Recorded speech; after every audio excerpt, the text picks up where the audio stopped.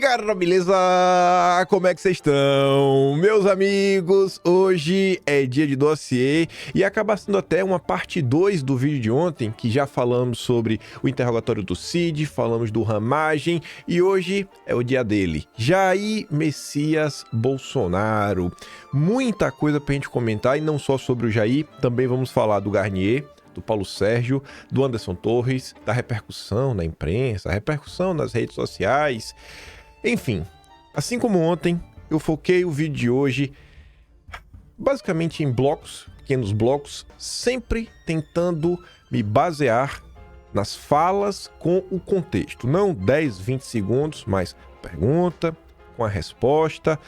Tentei usar o mínimo possível de notícias da imprensa e vocês vão ver que eu estou utilizando muito menos do que ontem para a gente ver o que está acontecendo e aí a gente pode tentar trazer alguma contextualização de notícias de meses passados, né, que vão mostrando aí, que eu acho, na verdade, que corroboram para a versão apresentadas pela turma aí que eu acho que vem sendo alvo da nossa linda democracia brasileira. Enfim, tem muita coisa mesmo para a gente comentar. Tem mais umas notícias de Brasil, coisas que estão acontecendo, mas eu não acho que a gente vai conseguir falar sobre isso no vídeo de hoje. Eu coloquei ali só por colocar, né? Porque vai que dê tempo. Mas vamos começar do início. Antes mesmo de Bolsonaro chegar a começar o seu interrogatório, a imprensa noticiava uma coisa muito curiosa, que é o quê? Bolsonaro diz que pretende mostrar vídeos em depoimento ao Supremo. Se eu puder ficar à vontade, vão ser horas. Que vídeos eram esses? O que Bolsonaro queria mostrar? Pois bem. Ministro nega pedido de Bolsonaro para exibir vídeos durante o interrogatório. Não pode mostrar o vídeo, não. Não pode de jeito nenhum. Sacanagem com o Bolsonaro, né? Mas é assim que funciona o império da lei. Instantes antes de começar o interrogatório, Bolsonaro, o ministro negou a Bolsonaro o pedido feito pela defesa dele de exibição de vídeos de Flávio Dino, Carlos Lupe, Ciro Gomes, supostamente contestando a idoneidade das urnas. Eu gostei dessa palavra que a imprensa utilizou, né? Supostamente contestando. Beleza. Antes de até mostrar aqui onde é Marcília, vou até pular. Tava aqui a relação. Em algum momento, alguém conseguiu bater uma foto aqui do Village, né, o advogado de Bolsonaro, com a lista, né, dos vídeos. E eu acho que pelo título vocês conseguem entender do que se trata. 2010. Flávio Dino acusa confusão, né, no sistema eleitoral após perder a eleição para governador do Maranhão. Segundo vídeo. 2012. Flávio Dino critica as urnas eletrônicas. Terceiro vídeo. 2015. Bolsonaro e Rodrigo Maia celebram a aprovação do voto impresso. Quarto vídeo era de 2021, onde Carlos Lupe, o ministro do Lula, que foi até demitido no escândalo do INSS, dizia que sem pressão de voto, há possibilidade de recontagem. 1º de novembro de 22, eles vão sentir saudade. Cochicha Bolsonaro para Ciro Nogueira. 1º de novembro de 22, coletiva de imprensa, presidente Bolsonaro, manifestações. 1º de novembro, pronunciamento de Bolsonaro, deve ser no Paulo Nogueira. O Ciro Nogueira anuncia que vai... Ciro Nogueira, né? Anuncia que vai iniciar a transição do governo. 2 de novembro, Bolsonaro a caminhoneiros, desobstruam rodovias e não pensem mal de mim. Então, assim, muito mais do que mostrar vídeos que supostamente contestavam o sistema eleitoral brasileiro, Bolsonaro também queria mostrar alguns vídeos dele mesmo, do final de seu governo, que vocês vão ver aqui algumas perguntas que foram feitas e que Bolsonaro fará menção se você olha ali o título do vídeo, você vê que claramente ele está falando daqueles vídeos. Com certeza ele iria usar esses vídeos durante, né, as suas falas, se tivesse sido permitido. Aí, uma breve análise desse pedido negado.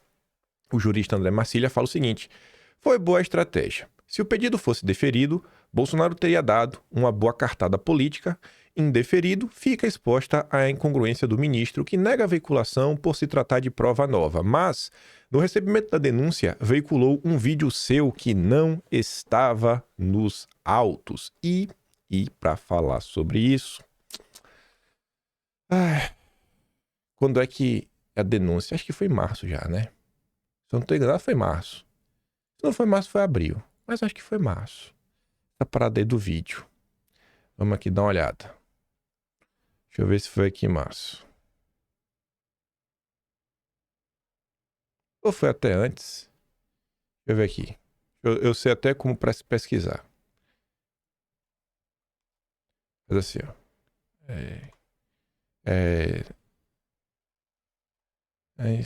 Vídeo durante sessão. Aqui são as notícias de agora. Março. É isso mesmo. 26 de março. Então, pera aí. É de 26 de março. Se é 26 de março, tem que estar aqui em algum lugar. Tem que estar aqui em algum lugar. Tatará, democracia do Piniquim, discurso, Inquisição, né? A preparação para o julgamento. Então, deve estar a partir daqui. Foi no julgamento, dia 26. Então, foi no primeiro ou foi no segundo dia. Aqui começa o julgamento, né? Tudo lá bonitinho, início de março. Defesa do Cid, Bolsonaro. Eu lembro que isso é uma notícia do UOL, do pessoal reclamando desse vídeo. Pra gente ver a diferença no tratamento, né? Quando é contra Bolsonaro e quando é a favor da nossa linda democracia, o Estado Democrático de Direito. Bolsonaro falando da velocidade, como as coisas iam ser julgadas, né? Tudo bem. Ainda aqui no dia 24. Tatará. Trama. Bolsonaro. Pá. Primeira parte. Foi, acho que na segunda parte. Foi no segundo dia que começa a confusão. Aí, no julgamento, né? O pessoal esquece, mas os réus precisaram pedir acesso aos autos, né? Completos, as provas completas que foram utilizadas. Mas tudo bem. Relembrar e viver. Vai indo, vai indo. Aconteceu foi coisa, viu? Pronto. Segunda parte. Vamos lá. Tará. Olha só. Olha só. Olha só. Veja. Defesas de denunciados se revoltam com vídeo do ministro no Supremo. Não está no processo. Ele não poderia mostrar esse vídeo sem que as defesas tivessem acesso ao material, diz um dos defensores. UOL. Exibição de vídeo de 8 de janeiro abre controvérsia. Ministro rebate, são fatos públicos. O que Bolsonaro queria mostrar não eram fatos públicos? O vídeo do Flávio Dino não é um fato público? Não está na internet para todo mundo ver? Daniela Lima. Ministros sabiam de vídeo exibido, né, pelo ministro. Um lance na guerra de comunicação pela anistia. O lance é um lance, né? Amor é amor e o lance é um lance. E aí você tinha o Rosenthal, advogado e muito conhecido, criminalista. Advogado criminalista afirma que vídeos exibidos pelo ministro durante o julgamento sem que constassem nos autos constituem a ilegalidade e descredibilizam o julgamento. Ele também lembra que provas de acusação são produzidas pelo Ministério Público e não pelo julgador. Mas na hora que é Bolsonaro, ele nega. Eu não sou formado em direito. Aí eu fico chateado. Bicho. Relembrar é viver, né? Relembrar é viver. Meu Deus. Espero que um dia aí alguém escreva um livro só sobre o que aconteceu, né, nessa época. Tintim por tintim, de forma organizada. Pega lá os atos de referência. Mas vamos lá. Estamos chegando. Eu acho que essa breve fala do Mafinha, ela resume bem, né? É um método de fazer análises. Se foi bom ou se foi ruim. Né? Bolsonaro foi interrogado, e aí se pergunta aí. Julgamento, né? Como é que foi Bolsonaro? Foi bem? Foi mal? O Mafinha fala o seguinte, olha, eu não sei se Bolsonaro foi bem ou não, mas o que o pessoal está bravo na esquerda no jornalismo. Rapaz, mas estão espumando, né? Tá com um português meio difícil de entender, mas ele tá falando o seguinte, né? Aqui foi uma constatação dele do que ele via nas redes sociais. A turma da esquerda não tá muito feliz com o julgamento de Bolsonaro. Um grande exemplo, a nossa querida Miriam Leitão. O ex-presidente Jair Bolsonaro usa seu tempo para fazer propaganda do seu governo pregresso, repetir as dúvidas sobre as urnas e desclassificar tudo o que disse de grave as ameaças que fez como sendo apenas exageros de retórica. A Miriam não gostou. Muito mais do que a Miriam, eu não tentei pegar um frame. Eu sempre tento pegar um frame bacana. Sério mesmo, eu não quero prejudicar os jornalistas brasileiros. Mas se você assiste esse vídeo, você vê que a cara do Otávio Guedes é realmente uma cara de frustração. Você vai ver, inclusive, pelo tom da Júlia do Alibi, que ela tá concordando com a frustração e a revolta do Otávio Guedes. Não vou ofender a Globo, porque eu não quero ficar nervoso agora. Calma. Deixa pra se estressar daqui a pouco. Vamos ver, né? A reação da Globo perante, né, o dia de ontem. E a gente tenta ver, né? Será que no frigir dos ovos foi mais positivo ou foi mais negativo para Bolsonaro e sua turma? Eu faço até uma pequena ponderação ao interrogatório por parte até do ministro Alexandre de Moraes e do PGR. Porque nesse momento, eu concordo com você, eles tinham que ter sido mais incisivos. Não, mas peraí, ontem o Cid falou que o senhor editou esse documento, né? O senhor mexeu no documento alguma vez? O senhor leu no computador? O senhor tirou a prisão de outros elementos? O senhor manteve só a prisão do ministro Alexandre de Moraes? Eu acho que faltou, a impressão que eu tenho no interrogatório, aí até mais do PGR do que do próprio ministro Alexandre, é que eles levam as perguntas prontas e aí eles vão lendo as perguntas prontas e aí eles não vão em cima do que o réu está respondendo. E muitas vezes o réu responde algo que fica solto. Esse momento era um momento que eu acho que tinha que ter mergulhado. Que tinha que ter falado, não, peraí, o senhor falou que foi rápido, que foram os considerandos. Não, a acusação contra o senhor do delator é que o senhor editou essa minuta. O senhor não escreveu em nenhum momento, o senhor não usou um computador, o senhor não usou um lápis, o senhor não editou isso, o senhor não tirou as prisões anteriores e não manteve. Então, que versões que o senhor viu, né? Faltou responder isso. O senhor viu duas versões? O senhor viu uma versão com a prisão do ministro Alexandre e outra com a prisão do ministro Gilmar e do presidente do Senado? Em que momento que foram essas, que o senhor travou contato com essas versões? Quem mexeu nessas versões se não foi o senhor? Então, eu faço essa pontuação porque eu acho que era um momento que dava para ter mergulhado mais para tirar as respostas dele sobre esse dia, que é o dia com o elemento mais crucial, na minha avaliação, da tentativa de golpe, que é a apresentação da minuta para os comandantes das Forças Armadas. Uma coisa que pode parecer bobagem, e não é mesmo. Olha pro cabelo do Otávio Guedes, tá desarrumado o cabelo dele. Gente, a Globo realmente é um negócio muito profissional. O pessoal tem maquiagem, é sempre o áudio impecável, sabe? Câmeras impecáveis. Você vê que claramente o Otávio Guedes, ele tá, assim, desesperado. Ele tá não desesperado, mas ele tá estressado, ele não tá bem, deve ter botado essa mão, o que todo mundo faz, né, coçar a cabeça, bagunçou o cabelo. E você sabe, cara, a Globo tem maquiador, a Globo tem cabeleireiro. Tu acha que a Daniela Lima tem aqueles cachos de mel todos os dias? Pelo amor de Deus, né? Mulheres aí que, né, não nasceram, não sei, com cabelo, né, pegada Hollywood. Sabe o trabalho que é? Daniela Lima, se você olhar há alguns anos atrás, né, ela não era tão arrumada como tá hoje. Então, você vê claramente o desconforto dos jornalistas. É pela semiótica, você vai pegando uma coisinha aqui, uma coisinha lá. E até falando da Daniela Lima, ontem eu tava no Twitter, vi na Pamela comentando que a Daniela Lima desapareceu, né? Depois do que ela andou falando, parece que ela tomou uma chamada, né? O que fica parecendo é que a Daniela Lima tomou uma chamada por ter revelado ao vivo as mensagens que fica trocando com o judiciário. E essa parceria, né? Essa parceria não, esse triângulo, essa triangulação. Daniela Lima, que é a Globo, junto com o PT, junto com a Suprema Corte Brasileira. Vamos falar que é conspiração, né? Então vamos parar. Mas enfim, voltando aqui para Mira Leitão, ela não se contentou em fazer um tweet, não se contentou em vociferar todo o seu amor na Globo News, ela teve que também escrever uma matéria.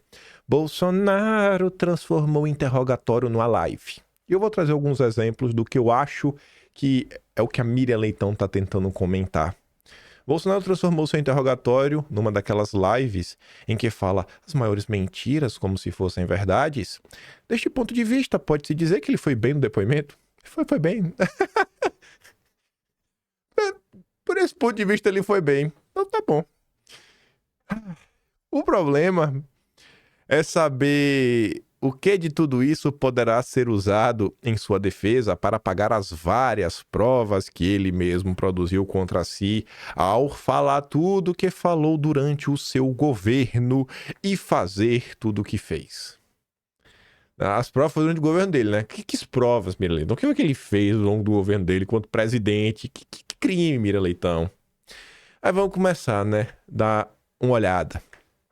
Quando a Miriam então diz, parece que uma live que o Bolsonaro fez, e até já pegando um gancho, até ali na questão da Veja, né? Os vídeos que o Bolsonaro queria ter mostrado e não pôde mostrar. Vamos lá, vamos agora sair procurando os vídeos. Eu não podia, e o outro lado podia, tudo aqui, ó, pronto. Por que se transformou numa live, né? O Bolsonaro começou a fazer campanha, basicamente. Quais eram os indícios que o senhor tinha que nós estaríamos levando 50 milhões, 30 milhões de dólares? Não tem indício nenhum, senhor ministro. Tanto é que era uma reunião para não ser gravada, um desabafo, uma retórica que eu usei. Se fossem outros 3 ocupando, teria falado a mesma coisa. Então, me desculpem, não tinha essa intenção de acusar de qualquer desvio de conduta dos senhores 3. Se eu puder complementar. Por favor. Por ocasião das eleições, agora propriamente dito, logo um pouco avante até aí. Acredito, senhor ministro, que foi um pouco disfuncional. Eu não pude, por exemplo, por decisão do TSE, fazer live do Alvorada. Eu cheguei aqui na casa de um conhecido para fazer uma live. Eu não pude, por ocasião do horário eleitoral gratuito, usar as imagens de 7 de setembro. Usar as imagens minhas na ONU. Usar imagem do outro candidato lá na comunidade do Rio de Janeiro, usando o gorro do CPX. Eu não podia usar imagens do enterro da rainha Elizabeth. Eu não podia, basicamente, fazer nada. Quase tudo era proibido. Houve decisão também que eu não podia baixar o preço do combustível, como se eu fosse baixar na canetada, isso aí. Eu fui acusado de muita coisa, inclusive pedófilo durante esse período. Agora, o outro lado, podia tudo, até me acusar de genocida. Então, tudo isso aconteceu. Quando eu não pude usar as imagens do Lula ali, defendendo o aborto, ou ao lado de ditadores, isso prejudicou a minha campanha. Eu queria mostrar também a imagem dele em 2009, defendendo lá o Irã, enriquecer o urânio acima de 30% para fins pacíficos, segundo ele. Eu fui tolhido. O maior prejuízo que eu tive, no meu entender, foi não poder usar imagens do 7 de setembro. Com todo o respeito, acredito que isso tudo pesou contra a gente. E no mais, né? 3 resoluções do TSE, que tem que entrar para valer, tem que entrar em vigor de março para trás, do ano das eleições, valeram inclusive uma editada entre o primeiro e o segundo turno. As partes direitas, todas derrubadas constantemente em nome da desinformação. Então, essa desfuncionalidade, no meu entender, prejudicou bastante a minha campanha. Como já havia dito anteriormente, deu pra entender, né? Porque a Mirella tá meio chateada, né? O Bolsonaro pega a situação e começa a falar, né, alguns pontos, né, que na cabeça dele são verdades. Primeiro, então não são verdades, são mentiras que precisam... Como é que ela usa? Qual é a expressão que ela usa? As maiores mentiras como se fossem verdades. Não é uma grande mentira, né? Mas ele tá pontuando aí sobre as eleições de 2022. Continuando.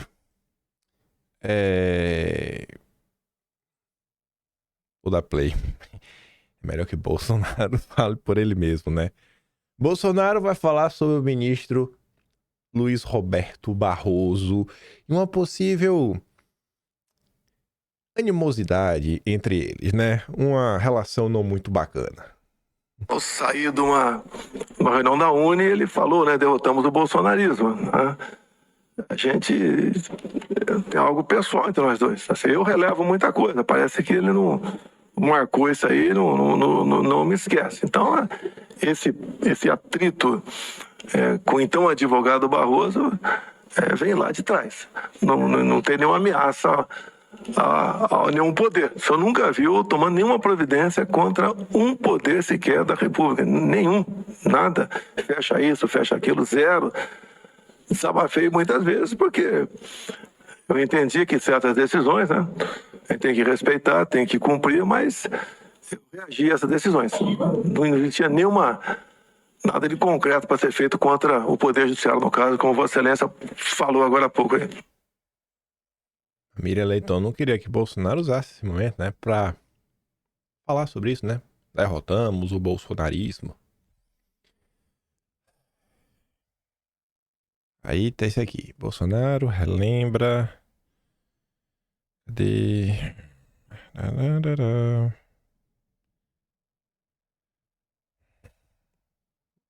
Calma. Aqui. Se liga. Golpe de Estado não são meia dúzia de pessoas. 2 ou 3 generais e meia dúzia de coronéis. Só pode ver. Eu te dar o play só pra relembrar, porque tem tanto recorte diferente que, juro, difícil lembrar a ordem que coloquei as coisas, mas aqui Bolsonaro vai utilizar a sua fala para tentar demonstrar o seguinte, que é basicamente impossível ele ter dado um golpe. Ele vai relembrar, né, o último golpe aí que o pessoal aponta de 64, todos os elementos envolvidos para você conseguir tirar um golpe do papel. Não é só a minuta do Google, que foi até a expressão do Anderson Torres ontem. Mas vamos ver o que o Bolsonaro disse. Muitos chamam o Temer de golpista até hoje pelo impeachment. A questão de 64, que a esquerda chama de golpe até hoje. Teve o apoio do Congresso Nacional, de toda a imprensa, exceto o Jornal Última Hora, da Igreja Católica, das senhoras nas ruas com a marcha de Deus com a família, a classe empresarial, o pessoal do agro, o apoio externo, tudo isso é presente. Fala em golpe de Estado. Dessa forma como se tratou aqui, o que aconteceu, em especial depois do meu governo, eu estava fora do Brasil. Graças a Deus, estava fora do Brasil. Sem qualquer participação minha, sem qualquer liderança, sem Forças Armadas, sem armas, sem um núcleo financeiro, sem nada, isso não é golpe. Isso não é golpe. Até o Jornal do Estado de São Paulo fez um editorial há poucos meses atrás, que falou que o PT, sem a falsa bandeira da defesa da democracia, não tinha o que apresentar junto à população. E a gente vê que está no caminho certo, né? O embate político é diferente do embate de Vossa Excelência com os colegas no tribunal. Para nós não é a canela que é o limite, né? Às vezes é do pescoço para baixo. Mas muitas pessoas fazem isso até pensando que está certo, bem intencionado. O que nós buscamos dessa forma aqui é um norte, é uma direção comum. E eu busquei fazer isso o tempo todo no meu governo. Nunca fugi das 4 linhas da Constituição. Golpe, eu fico até às vezes arrepiado quando se fala que o Rio de Janeiro foi um golpe. Aquelas 1.500 pessoas, pobres coitados, que até foi levantada por uns que me antecederam agora há pouco aqui, sem ônibus, né, chegaram na região do setor militar urbano na madrugada de domingo. E o pessoal foi embora logo depois da baderna. E sobrou para quem estava acampado aqui. Quem realmente fez, foi embora. Agora, aquilo não é golpe. Não foi encontrada uma arma de fogo junto àquelas pessoas. O próprio Lula, no dia anterior, que é uma pessoa bastante, coração muito grande, ele foi para Araraquara para ver aí uma erosão de uma chuva que tinha ocorrido dia 29 de dezembro. Ele estava fora de Brasília. Outras coisas mais aconteceram, acho que não é o caso de comentar aqui. E a gente só tem uma coisa a afirmar a Vossa Excelência. Da minha parte, por parte de comandantes militares, ou Estado do meu lado, nunca se falou em golpe. Golpe é uma coisa abominável. O golpe até seria fácil começar. O After Day, que é simplesmente imprevisível e danoso para todo mundo. O Brasil não poderia passar por uma experiência dessa. E não foi sequer cogitado essa hipótese de golpe no meu governo. Queria comparar o que aconteceu lá atrás. Sim, você tinha o Congresso apoiando o que estava acontecendo, uma movimentação orquestrada. Você teve os governadores democráticos. Você teve o núcleo todo do IPES, que reunia os maiores empresários deste país. Tipo o que fizeram contra Bolsonaro. Assim, o que aconteceu, eu acho que essa visão vem crescendo na sociedade, até em setores de esquerda, que Bolsonaro tomou um golpe de Estado. Porque o que aconteceu em 64 parece muito similar com o que aconteceu ao Bolsonaro.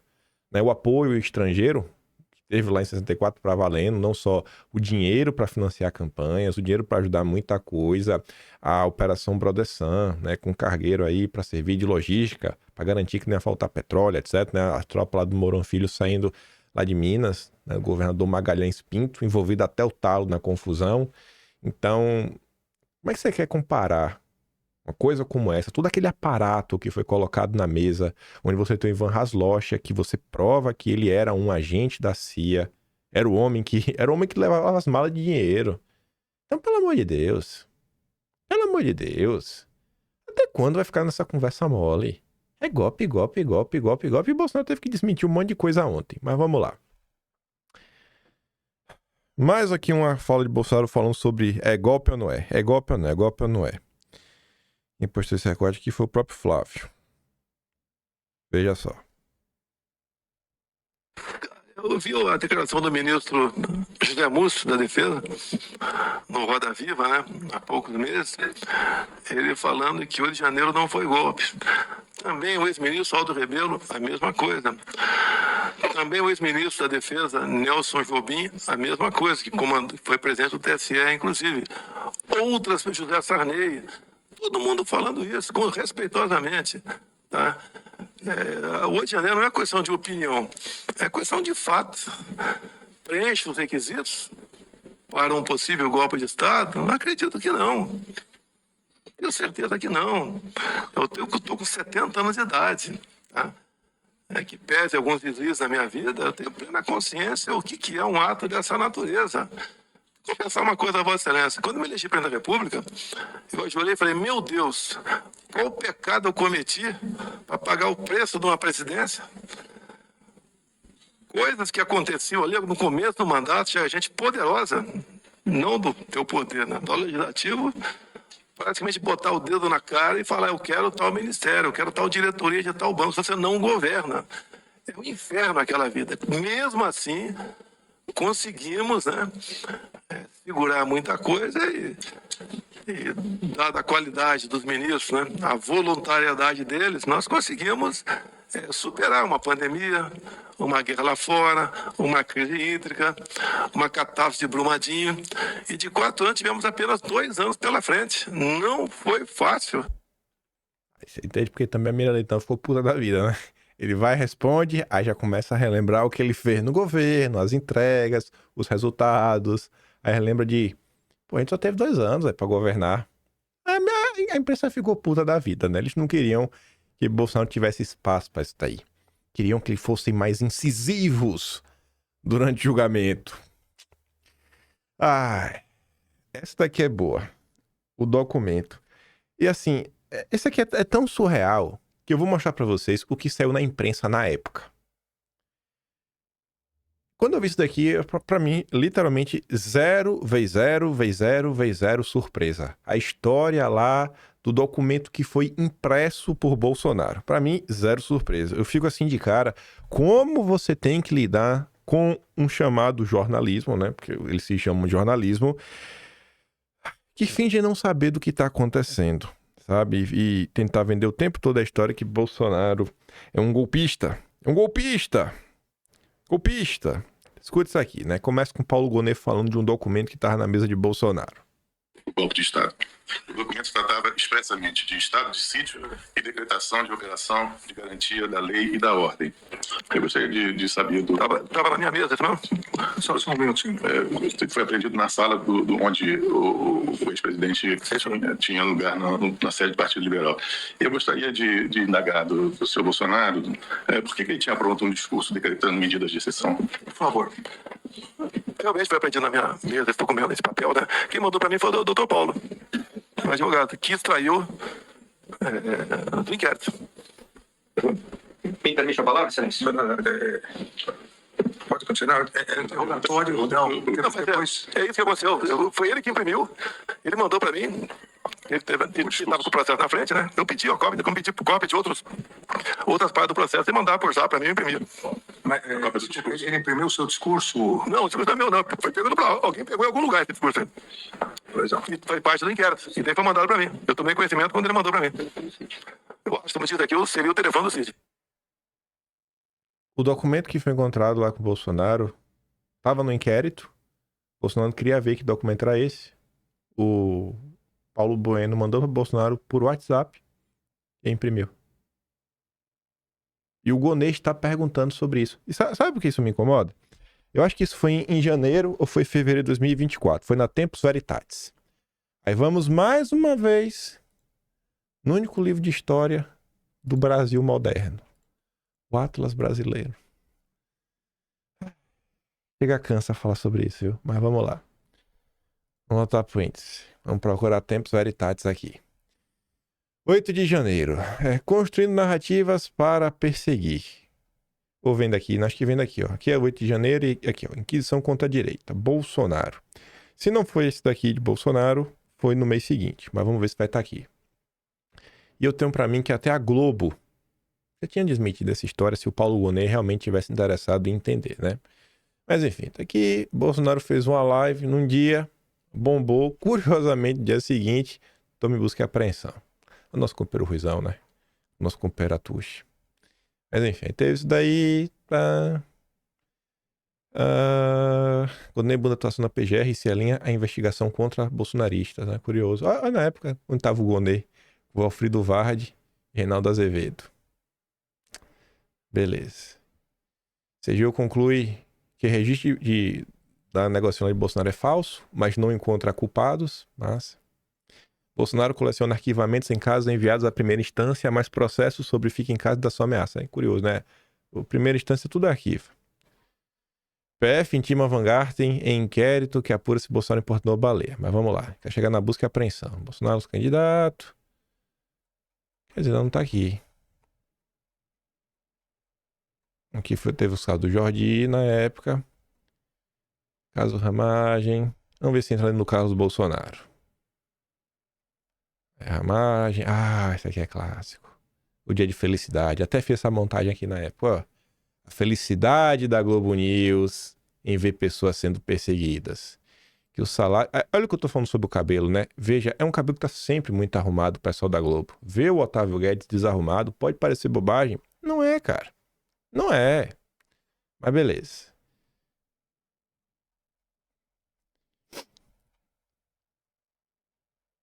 Se não foi aqui, deve ter sido fevereiro. Tem o caso do Carlos Bolsonaro. Ah, beleza, bacana, maravilhoso. Criticando Daniela Lima.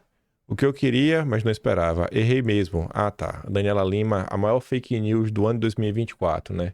O computador da BIM com Carlos Bolsonaro. E ela não conseguiu pedir desculpa depois. Lendária.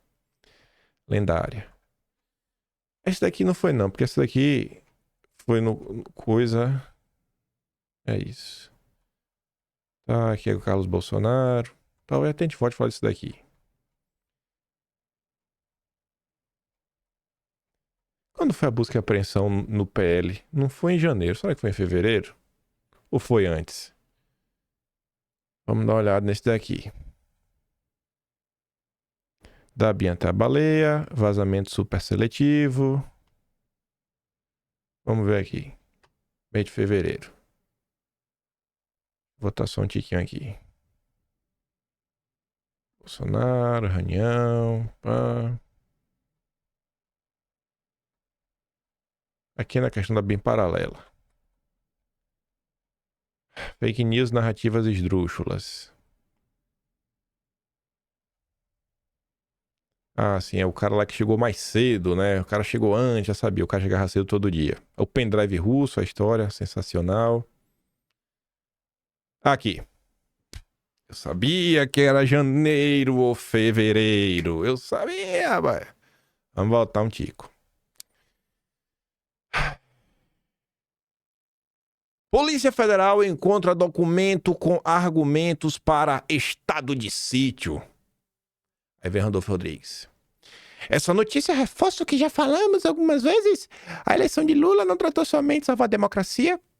Desmantelada ela já estava. A eleição de Lula foi crucial para restaurá-la e este segue sendo nosso maior desafio ainda hoje. Aí o Samuel Pancha, do Metrópolis, coloca aqui o tal documento e diz, ó, defesa de Bolsonaro diz que a minuta do golpe encontrada na sede do PL é a mesma que havia sido apreendida anteriormente. Após ter acesso aos autos, advogado enviou material a Bolsonaro, que imprimiu os documentos para facilitar a leitura. O advogado de Bolsonaro explicou isso na época, em entrevista para o antagonista. E o advogado de Bolsonaro, aqui ó, matéria da Globo, como eu disse, defesa de Bolsonaro diz que enviou suposta minuta do golpe ao ex-presidente para que ele tomasse conhecimento do material com print, e você ainda viu o nome do arquivo, suposta minuta. Mandou, aqui é o print do celular do Paulo Bueno para Bolsonaro. Você tá entendendo? Aí você tem que ver ontem, o cara... Cara, pelo amor de Deus, isso aqui é do ano passado, irmão. Vocês não leu o que sai na imprensa, não, é? Rapaz, não é possível isso. Eu lendo na imprensa, eu sei mais, assim, sabe, me dá até raiva. Me dá até raiva. Porque assim, não é possível, velho. Ninguém sabe o que acontece nesse país. Vai todo mundo fingir ignorância. Sabe? Assim, eu pensando que eu vou ouvir alguma coisa nova, eu tenho que ficar requentando casos.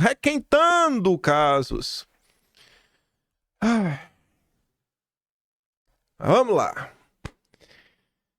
Aqui, Bolsonaro começa a rebater ponto a ponto diversas coisas aí que o senhor PGR vinha falando. Velho, eu vou começar a coçar minha cabeça de nervosismo já. Após a proclamação do resultado das urnas nas eleições de 22, senhor ministro relator, houve notórias convocações populares em redes sociais de um levante contra o estado de intervenção militar, medidas de exceção, e isso deu lugar a fechamento de rodovias em diversos pontos do país, a instalação de acampamentos de pessoas clamando por intervenção militar, quer dizer, golpe de Estado, e às portas das unidades militares. Eu gostaria de saber do senhor Bolsonaro como ele viu esse cenário, por que ele não desmobilizou imediatamente essas ações que questionavam os resultados das urnas, postulando providências contrárias à normalidade constitucional. Por favor. Senhor procurador, desculpem. Então, logo as eleições se acabaram, começou-se um movimento muito forte pelo Brasil. E o mais forte foi dos caminhoneiros. Se não me engano, dia 1º de novembro ou dia 2, eu fiz um vídeo pedindo, então, que eles desobstruíssem as vias.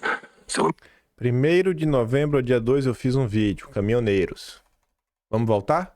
Qual era o vídeo que Bolsonaro queria mostrar? 1º de novembro. Presidência, né? Bolsonaro, manifestações. 2 de novembro, dia 1 e dia 2. Bolsonaro a caminhoneiros. Desobstruam rodovias e não pensem mal de mim. Talvez, se tivessem deixado o Bolsonaro dar play em vídeos, porque é material público, e já que é material público, podia mostrar, né? Lá em março,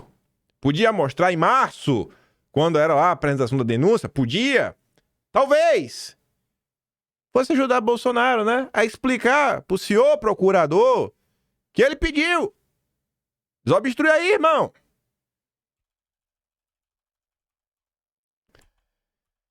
Vamos continuar. Vai lá. Nós tínhamos perto de 1.000 pontos de estrangulamento. A própria PRF sozinha não podia desmobilizar. Se almejasse o caos no Brasil, é só ficar quieto. No governo Temer, teve uma paralisação de alguns dias e o reflexo da economia foram danosos para todos nós. E nesse meu vídeo, a gente vai anexar o processo, que eu pedi aos caminhoneiros para desobstruir as vias, porque esse não é a nossa maneira de ser. Nós não somos como o outro lado, que não mede consequências para atingir o seu objetivo. Então, nós trabalhamos sim para que isso fosse desmobilizado. Dia 1º de novembro, inclusive, coisa rara, né? Eu fiz uma leitura com toda a imprensa na minha frente, porque eu sempre fui de falar de improviso. Então, dia 1º de novembro, com toda a imprensa na alvorada, vou ler só o primeiro parágrafo aqui. O que eu falei? As manifestações pacíficas sempre serão bem-vindas, mas os nossos métodos não podem ser os da esquerda, que sempre prejudicaram a população, como invasão de propriedades, destruição de patrimônio, cerceamento do direito de ir e vir. Então, foi o primeiro pronunciamento meu, tão logo após as eleições. E eu comecei esse pronunciamento com vocês vão sentir saudade de mim. Só tem saudade de alguém quando alguém vai embora. Eu já dei o sinal que estava indo embora, no dia 1º, não tinha mais nada o que fazer. Esse foi um sinal claríssimo que eu dei. Também aproveitando, talvez você essa pergunta, né? Mas eu responderia no momento final. A transição começou no primeiro dia útil. Nós nomeamos o Ciro Nogueira, senador, para ser o homem nosso para fazer aí a transição. Do lado de lá, eu acho que foi dia 5, por aí, eu publiquei o nome de Geraldo Alckmin como o homem que ia responsável pela transição. Do outro lado, uma transição pacífica, ninguém teve nenhum problema. Me procurou o ministro José Múcio, acho que está um pouco inibido, né? Queria maior flexibilidade, maior ação junto aos comandantes militares. Liguei, deve ter sido para o ministro da Defesa, e tudo foi disponibilizado para eles. Logo depois também, em dezembro, o ministro José Múcio foi lá no Alvorada falar comigo e pediu que eu nomeasse os comandantes indicados pelo presidente Lula, eleito. E nós indicamos 2 comandantes. Atendemos, então, o presidente Lula em 2 comandantes nomeados no meu governo para atender ao governo dele. Ou seja, e mais ainda, dia 30 de dezembro, o dia que eu fui para os Estados Unidos, eu fiz uma live, tá? Nós não queremos o confronto nem estímulo. Ninguém vai partir para o confronto. É a pior maneira de tentar resolver o assunto. E cumprimento, termino. Não vamos achar que o mundo vai acabar no dia 1º de janeiro. Vamos pro tudo ou nada? Não, não tem tudo ou nada. Inteligência. Mostrar que somos e somos diferentes do outro lado. Nós respeitamos as normas, as leis e a Constituição. Está na minha live. Eu pacifiquei o máximo que pude ao longo dos 2 meses de transição. Que dia mesmo, Bolsonaro? Dia 30, né? Dia 30, né? Vamos ver. Não houve ida para confronto, não houve estímulo da minha parte a fazer nada de errado. Obviamente, perdi a eleição, não convoquei ninguém para fazer protesto, fazer qualquer coisa ilegal ou até mesmo legal. Eu sempre fiquei recluso lá no Palácio da Alvorada, esperando, né? E não parece que não chegava nunca esse dia para eu cuidar da minha vida. E resolvi partir para os Estados Unidos e deixar aqui o Brasil na mão do vice por um dia. E daí, como aconteceu, o presidente eleito assumiu e começou a tocar o Brasil. Foi bem. Dia 30, né? Dia 30, eu disse. Dia 30, eu disse. O pessoal na rede social pega o vídeo de Bolsonaro do dia 30. Vamos ver o que o Bolsonaro disse no dia 30, né? Que o Brasil não ia acabar, vida que segue. Vamos ver se ele falou ou não falou isso, né? São 30 Hoje são 30. de novembro. De dezembro está prevista a posse, agora dia 1º de dezembro. 1º de janeiro.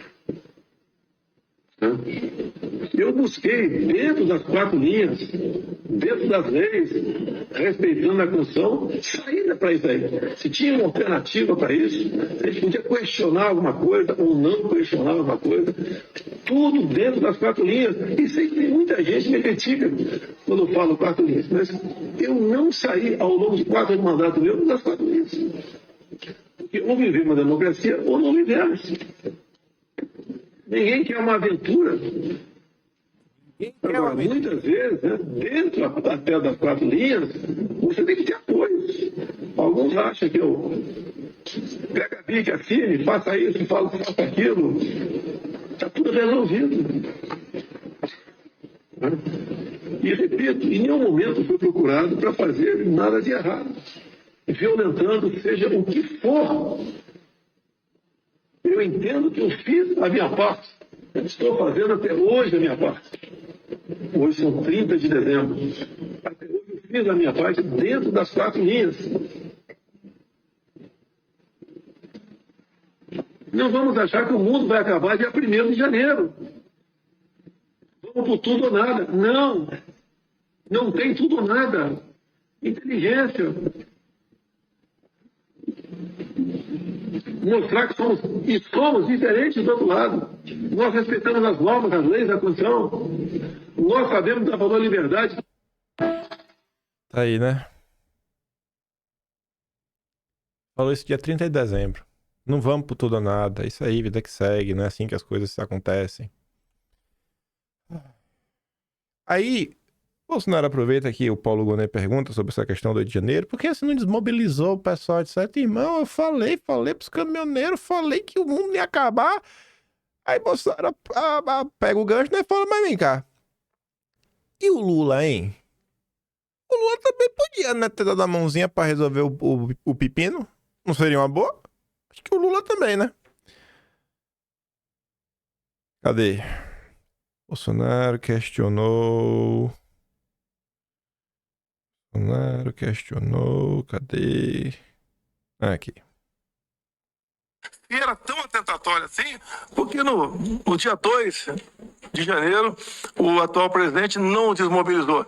Esperou mais 5 dias, mais 6 dias para desmobilizar. Se o risco é tão iminente de algo acontecer, por que não desmobilizou? Por que deixou esse pessoal lá?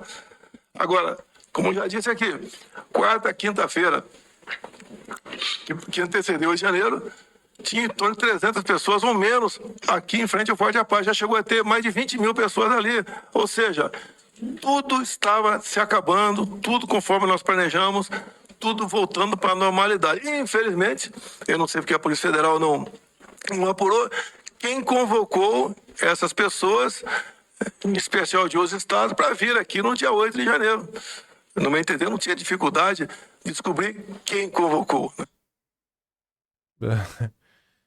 Assim, é difícil às vezes de entender as coisas, né? Eu sou meio burro. Não, porque o Lula... Ah, o Lula. Ai...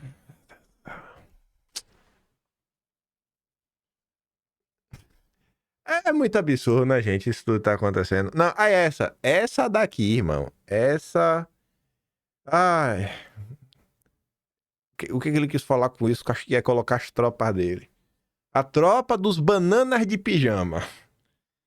Não, escuta essa. Escuta essa. Olhe como a democracia brasileira esteve sob risco. Ah, Jesus, aí. Sério, essa daqui é impagável. Não, essa daqui foi um dos melhores momentos de ontem. Cadê? Ó, veja essa. Escute essa. É uma mensagem que o Bolsonaro trocou com um cara aí da aeronáutica. Veja quem é o banana de pijama. No dia 2 de janeiro de 2023, senhor ministro relator, o ex-presidente recebeu mensagem de Maurício Pazini Brandão, major brigadeiro da Aeronáutica, que informava: o plano foi complementado com as contribuições de sua equipe. Aguardamos na esperança de que será implementado. Bom dia. A minha tropa, aí vem entre parênteses, continua com sangue nos olhos. Bom dia, feliz ano novo. Conversa hoje com o Amir. Desmobilizamos a tropa ou permanecemos em alerta? Eu gostaria de ouvir do senhor Bolsonaro o contexto dessa conversa, por que a tropa estaria mobilizada. Ele mandou para quem esse e-mail, esse zap? Ele mandou para quem?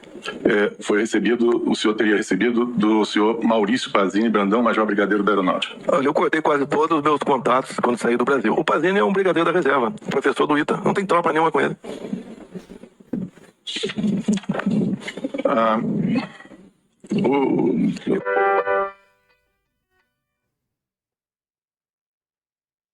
A tropa do aposentado que dá aulas no ITA. Qual é a tropa que um professor aposentado tem, gente? Qual a tropa que um professor aposentado tem, gente? Vou querer criminalizar a minha tropa? Daqui a pouco eu vou falar, né? Se a nossa tropa aqui não para de crescer, pronto, daqui a prova. A gente vai ser preso. Aí vai prender quem? O Ruizão? Nildo Dorix? Decache? O Pedro Jones? Vai prender todo mundo? O Lula vai ter que agir, né? Para nosso companheiro da esquerda, ele tem que fazer alguma coisa. Não tem condição uma coisa dessa, bicho. É surreal. É simplesmente surreal. Cara, o professor aposentado ainda tá entre parênteses. A minha tropa, entre parênteses. O cara tá... Obviamente o cara tá fazendo piada. Por que o cara ia botar... Porque o cara iria rir. Entre parênteses. Um professor aposentado do ITA mandar uma mensagem que não tem a tropa da rir. Né? Talvez ele não tenha uma tropa. Talvez seja uma forma de falar. Ai. Aí, né? Saindo um pouquinho de Bolsonaro. Nós coisas pra falar ainda de Bolsonaro, mas a gente fala depois, né? De algumas repercussões, mais repercussões na rede social. Mas vamos falar aqui do Garnier. Fux mais uma vez brilhando, né? Fux vai entrar pra tropa também. Vou dar uma carteirinha pro Fux. Vou deixar, a gente tem que ter um ministro supremo na tropa da gente também, né? Mas veja aqui, o Fux perguntando por Garnier. Eu teria pequenas perguntas, mas eu gostaria de saber, em primeiro lugar, o senhor participou de alguma reunião em que um dos integrantes da Cúpula Superior das Forças Armadas ameaçou prender o presidente da República? Não, senhor. Ouviu falar sobre isso? Ouvi na imprensa. Até achei, se o senhor me permite, eu achei surreal. Não faz parte das normas das Forças Armadas, da hierarquia, disciplina, atitudes dessa natureza com esse contexto. Aí, por conta do tipo de pergunta que o Fux vem fazendo, ele já virou alvo do petista Reinaldo Azevedo. Perguntas absurdas de Fux a Cid provocam frêmitos gozosos nos bolsonaristas. Petista é uma miséria, né? Mas voltando. Aí jogou uma casca de banana por Garnier, mas ele não pisou na casca de banana, não. Ele pegou a banana e jogou de volta. Ficou em silêncio, foi? Por que ficou em silêncio? Por que ficou em silêncio? Que não deve, não teme, né? Por que ficou em silêncio? Vamos ver o que o Garnier tem a falar. O senhor na polícia foi chamado para interrogatório, mas exerceu seu direito ao silêncio. Confere? Verdade, ministro.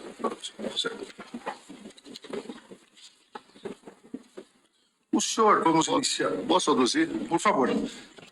Eu exerci o direito de ficar calado por orientação do meu advogado, uma vez que naquele momento não haviam sido dados a conhecer as acusações contra mim. Apenas eu sabia pelo jornal. Não é que eu quis ficar calado. Eu fiquei calado porque eu não tive acesso aos autos. Eu não sei porque eu tô sendo acusado, eu vou falar o quê? Mas você ficou calado? Fiquei. Ficou calado, hein? Posso explicar? Aí o Garnier... Não, eu pensei que aqui já era esse daqui, o vídeo do Felipe Martins. Antes de falar do Felipe Martins, que mais do que o Garnier, o Paulo Sérgio também fala do Felipe Martins. Isso que comenta, né? Papai, tem um padrão nas perguntas feitas para aqueles que já estão condenados pelas lentes do ministro. Elas são perguntas indutivas, pela metade, com meias verdades. Mais uma vez, o almirante Garnier se posiciona e explica o que foi omitido. Tipo aquela, né? Você ficou em silêncio? Sim. Calma, deixa eu falar porque fiquei em silêncio. Pera aí, irmão. Vamos ver essa pergunta. O que ficou faltando? Tatará. O senhor era crítico às urnas eletrônicas? Não, senhor. Há uma declaração do senhor na mídia, dia 14/5/2022, às vésperas. 14 de maio de 2022, sinalizando apoio. E o senhor agora mesmo disse corretamente que os militares devem se ater ao seu papel institucional, e o senhor não é conselheiro político, não era conselheiro político do presidente da República. O senhor deu uma declaração sinalizando apoio às falas do presidente, então presidente Jair Bolsonaro, sobre a auditoria nas urnas eletrônicas, dizendo, abre aspas, como comandante da Marinha, eu quero que os brasileiros tenham certeza de que o voto deles vai valer, de que quem eles colocarem na urna vai ser contado e que eles escolheram de uma forma limpa, transparente. O presidente da República é meu chefe, é o meu comandante. Ele tem o direito de dizer o que ele quiser. Isso durante a inauguração da estátua Almirante Tamandaré. O senhor se recorda disso? Perfeitamente, ministro. Essa é a posição institucional do comandante? Eu disse mais do que... senhor, mas eu disse mais do que isso. Talvez o senhor tenha a reportagem completa. Por favor. Na verdade, não me foi perguntado se eu concordava ou não com o presidente Bolsonaro. O que eu disse é que o presidente, assim como qualquer outro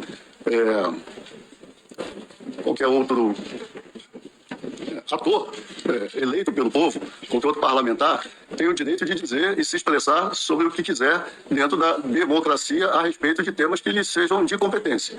O que eu defendi aí, que como o senhor leu inicialmente, é que quanto mais transparentes os processos, maiores serão as garantias de que nós teremos transições pacíficas, desestimulando a necessidade de uma, por exemplo, intervenção de GLO para conter distúrbios e coisas semelhantes. Então essa é uma preocupação legítima de um comandante de força. Mas a minha defesa é que, bom, além de oficial da Marinha, eu fui gerente de projetos, desenvolvi o sistema de apoio à decisão que a esquadra usa para controlar áreas marítimas, o jogo de guerra da Escola de Guerra Naval. Eu tenho conhecimento de tecnologia, da informação e outras ferramentas. E é de meu conhecimento que quanto mais, e isso eu disse na entrevista, quanto mais auditorias, quanto mais verificações nós fizermos nos sistemas digitais, sejam eles quais forem, nós teremos uma maior certeza de que esse sistema faz tão e apenas somente aquilo para o qual ele foi desenhado, digamos assim. Então essa é a tônica da entrevista que eu dei, porque me perguntaram o que eu achava disso ou aquilo. Então eu não fui dizer que eu concordava com o presidente Bolsonaro disse. Eu disse que ele, como qualquer outro, poderia dizer o que quisesse. E muitas pessoas diziam muitas coisas. O senhor sabe disso. Sim. Então a minha defesa era que quanto mais auditoria, quanto mais verificações, melhores seriam os resultados para todos os brasileiros, que eu tenho certeza que inclusive é o desejo do Tribunal Superior Eleitoral. Faltou um contexto, né? Quando bota o contexto... O contexto é uma palavra de extrema-direita, né? Só a direita quer saber do contexto, né? Essa extrema-direita tá demais. Aí, curiosamente, né? Assim, o caso do Felipe Martins vem despontando como a coisa mais surreal de todo esse inquérito. Porque simplesmente ninguém sabe como o Felipe Martins foi parar no inquérito. Porque ninguém viu o Felipe Martins no meio das confusões. Todos negam. Ferry Gomes nega. O Brigadeiro Batista Júnior nega. Bolsonaro nega.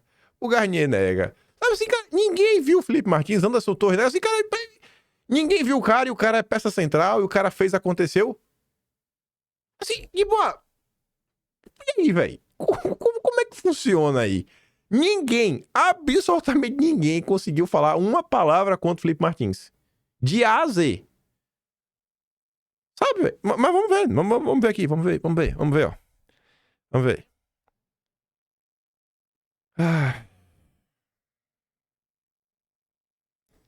Cadê, senhor? Pô, aqui tá difícil, viu? A comprovação da inocência começa. Deixa eu ver aqui de novo. Tanto vídeo que eu tinha que baixar pra mostrar aqui a comprovação da inocência. O general Pedro Gomes menciona que na reunião do dia 7 de dezembro de 22, um assessor do presidente teria feito a leitura dos considerandos do ato, que seria o ato de consubstanciação da quebra da normalidade constitucional. Eu gostaria de saber do almirante, se ele se lembra quem era esse assessor que fez essa leitura. Por favor. Senhor ministro, na minha cabeça, o assessor que entrou na reunião do dia 7, organizou o computador onde nós ouvimos a apresentação de alguns considerandos, foi o coronel delator. É dele que eu me lembro. Não se recorda de mais nenhum assessor? Eu não lembro de outras pessoas presentes. Pode ser um lapso de memória, mas eu não lembro de outras pessoas presentes. E o coronel delator, ele fez isso e saiu também. A reunião, como era comum, reuniões de 4 estrelas, reuniões, a não ser que sejam reuniões para tratar de temas puramente administrativos ou coisas assim, onde tem assessoria de oficiais mais modernos, reuniões de alto nível não costumam ter a presença de muita gente, ainda mais com o presidente da República. Só aproveitando aqui mais uma complementação, nessa reunião dos considerandos, o senhor se recorda se foi tratado a prisão de alguma autoridade? Não, senhor. Quem que tava lá? Foi o Felipe Martins? Não, foi o coronel delator. Falando do Cid, né? O linguarudo. Mentiroso, descarado. Mas ninguém viu o Felipe Martins, velho. Aí vem, corta pro Paulo Sérgio. Quem colocou o Felipe Martins no meio dessa confusão? Pergunta o Eric. Meu Deus do céu, é coisa. Aqui. Quem colocou no telão o colaborador? Teve Coronel Cid, ele ingressou nesse. O Cid entrava em qualquer reunião para dar um recado, um papelzinho, alguém tá ligando. O Cid era a carta branca, a gente entendia e sabia disso e até usava o Cid. Porra, eu tô precisando disso aqui, faz isso.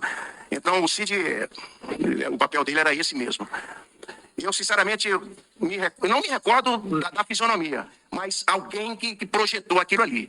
E eu já me adianto, porque a gente lê os depoimentos e tudo, eu nunca conheci. Eu vim conhecer o Felipe Martins por fotografia quando o inquérito, quando a petição apareceu. E não pelo tamanho, não era o Felipe Martins. E, opinião minha, já adiantando aí o filme, que eu sei que talvez o senhor fosse perguntar, que a gente fica com isso ensaiado na cabeça e acaba antecipando alguma coisa. Pelo tamanho, né? Devia ser um baixinho, tipo o Cid, né? Tampa de binga, como diz lá na Bahia. Sério, velho. O caso do Felipe Martins é surreal. Ninguém viu o Felipe Martins. Ninguém viu a geolocalização. Até porque a geolocalização mostra que ele não estava lá. O cara não fugiu, o cara foi preso, tomou solitária. Tá proibido da rede social. Inimigo do Estado. E eu quero ver como é que vai ser no final. Eu quero realmente entender o processo, né? Tem a fala do Paulo Sérgio Nogueira falando que o Bolsonaro nunca pressionou ele. Eu não vou dar preço daqui, porque é só ele basicamente falando aqui a opinião dele dos fatos. Eu não vou comentar sobre as coisas do Nelson Torres hoje. A gente comenta amanhã. E tem mais uma coisa que ficou do primeiro dia aberto pra gente falar. Porque eu não quero que o vídeo fique muito grande e tratar só do assunto final. Durante o julgamento ontem, em determinado momento, Bolsonaro resolveu fazer uma piada. E falar que ele convida o ministro para ser o vice dele em 2026. Aí o Eduardo Bolsonaro comenta o seguinte: para ser considerado piada, temos que partir do pressuposto de que as pessoas que estão escutando conheçam o contexto e a realidade. Daí a graça consiste no absurdo do cenário apresentado como fictício. É o plot twist, né? E eu acho que todo mundo conhece o contexto. Qualquer pessoa com 2 neurônios entendeu a ironia da fala de Bolsonaro. Entendeu que a última pessoa no planeta que seria escolhida para vice seria o ministro. Ele apenas usou uma oportunidade para mostrar que será candidato à presidência em 2026. A Trielle, que trabalha comigo lá no Quinto Elemento, comenta o seguinte: ter que explicar sarcasmo na mesma semana em que um humorista foi condenado a 8 anos de cadeia é o sinal do nível de cognição que chegamos no Brasil. Aliás, a força do humor muitas vezes é maior do que da ira, mas muita gente, incluindo a direita inteligentinha, continua presa à estética e bate em quem está apanhando em vez de apontar quem é o verdadeiro carrasco. O Bolsonaro é um empecilho para a terceira via. Tem método, muito método. Aí veio aqui um balanço do André Marcília, que não é um bolsonarista, é um cara simpático, é Bolsonaro, e ele vai falar também dessa questão. Ele fala assim, um balanço de depoimento. Não vi problema algum na piada sobre o ministro ser seu vice.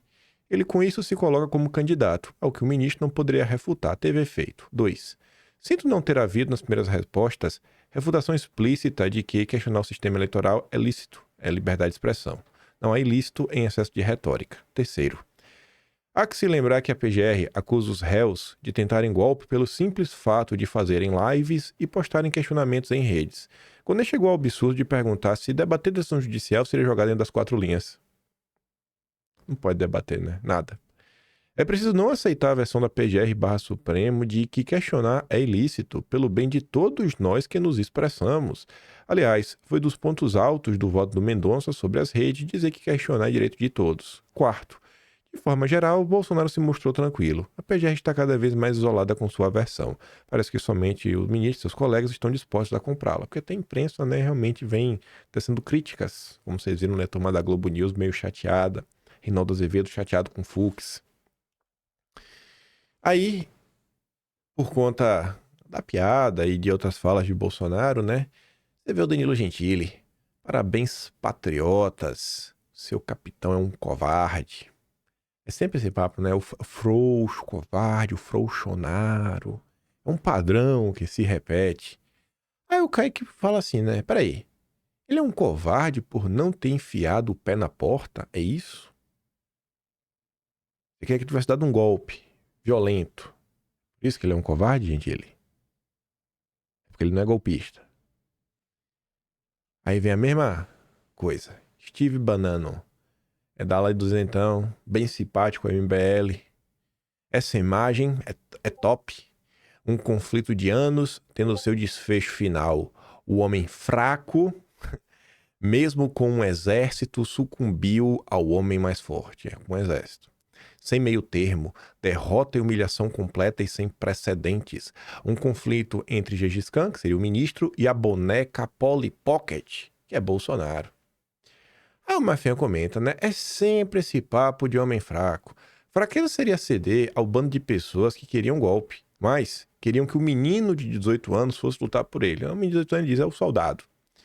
Ser forte não é ser agressivo quando você tem todas as ferramentas como faz o ministro. Ser forte é ter elas e negar usar pelo bem do país.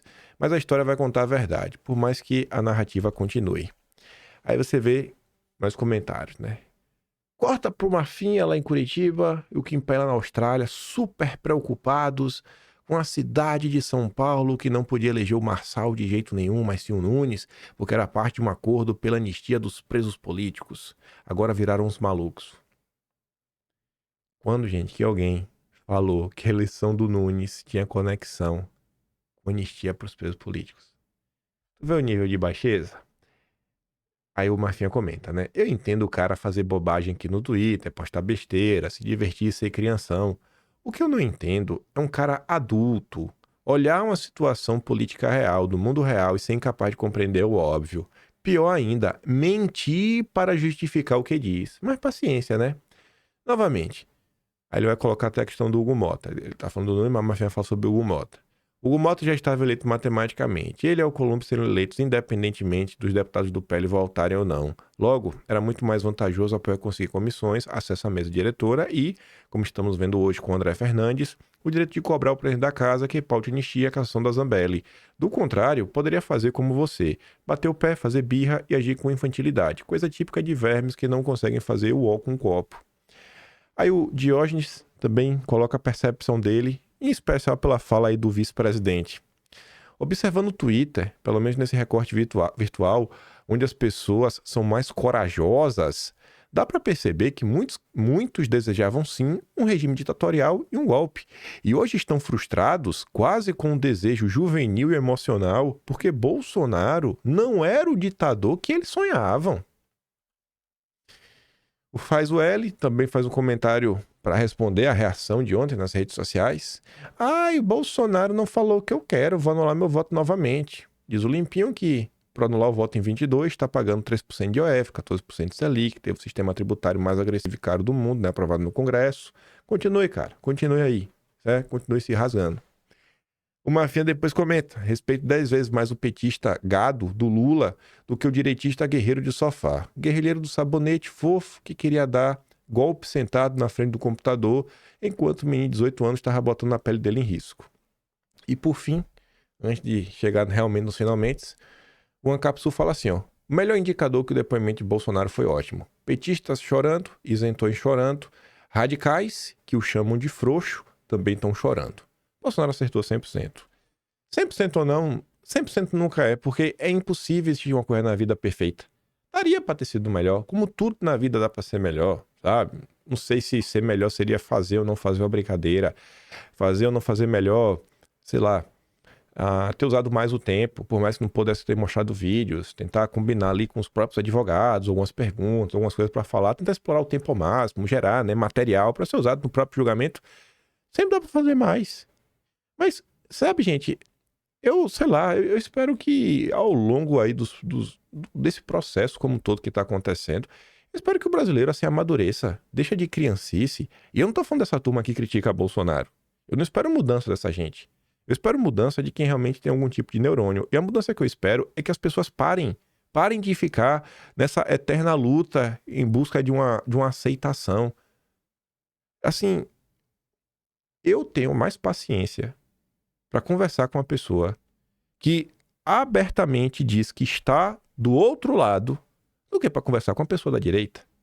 Porque se a pessoa está na direita, eu parto do pressuposto que ela tem boa vontade para entender os assuntos ligados à direita. Porque a bolha que ela está inserida. Só que você para e vê que é meio que o contrário. É uma galera que tá na direita mesmo, não adianta falar que é falsa direita, não adianta falar que são esquerdistas infiltrados.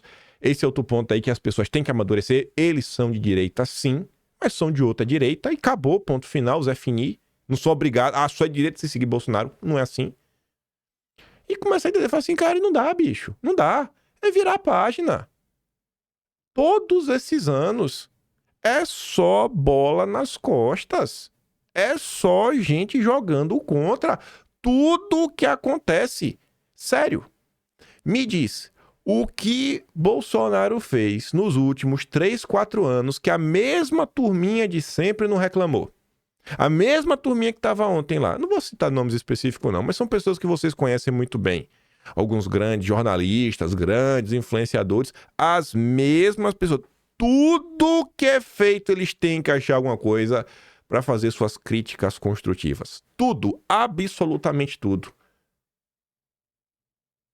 Cara, isso não é normal. E tudo, além de reclamar, eles têm que jogar contra. E eles têm que sempre ter posições independentes. É o único grupo do mundo, que é a direita brasileira, onde o grupo é independente. Cada um pensa de um jeito. Eu nunca vi isso. Ao redor de todo o planeta Terra, todo grupo tem uma tendência de jogar junto, como um grupo. O Brasil é o único lugar do mundo que a direita é um jogo de futebol que, além dos 11 do time, os 11 do time adversário jogam junto. Até 11, né? Curioso, pior que é 11 mesmo. É 11 jogando junto. E o 11, que deveria ser o time do Brasil, da direita, joga pra tentar fazer o gol contra. Aí você tem um goleiro tentando segurar as boladas que toma. É surreal o que acontece. Assim, eu não tenho boa vontade mesmo. O desgaste que essas pessoas causaram e seguem causando, principalmente de 2024 pra cá, até o rapazinho ali falando da eleição de São Paulo, o que o Marçal fez, sabe? Assim, a gente chegou, e a questão do contexto, né? A esquerda sempre manipulou o contexto, sempre tirou coisa de contexto. Aí chega, você tem que aturar a turma da direita, aquela hipocrisia fedorenta, catinguenta. Os caras, eu até fiz um vídeo isso na época mostrando, na hora que o Verdivaldo falou umas coisas pro Augusto Nunes meteu a mão, né? Partiu pra violência física com o Verdivaldo. É homem, é brabo. Aí quando o Marçal falou absurdo sobre o Datena e fez acusações pesadas contra ele, coisa que eu achei assim que, irmão, você não acusa uma pessoa disso daí à toa, né? Ai, meu Deus! Partido pra violência e Datena comunista, a mesma pessoa, sabe? Isso é um absurdo o que tá acontecendo. A cada mentira que o Marçal fazia, esses mesmos leões de chácara pra cima de Bolsonaro abafavam o que Marçal fazia. Esses mesmos leões foram me contar umas histórias aí esses dias sobre parlamentares de direita e coisas que aconteceram em torno do Marçal, que eu falei, é surreal. Surreal o que acontece nesse país. Sabe? Então assim, na boa, eu tenho mais paciência pra conversar com quem pensa diferente e assumidamente diferente, porque eu entendo que o cara, ele tá imerso numa bolha totalmente diferente, ele não recebe as informações, então se ele tiver disposto a ouvir, eu vou ter paciência pra falar com ele, do que lidar com essa galera que tem alguns anos jogando contra em todas as oportunidades que aparecem. É incrível. É simplesmente incrível. Todo santo dia, Bolsonaro precisa provar que ele não é um vagabundo.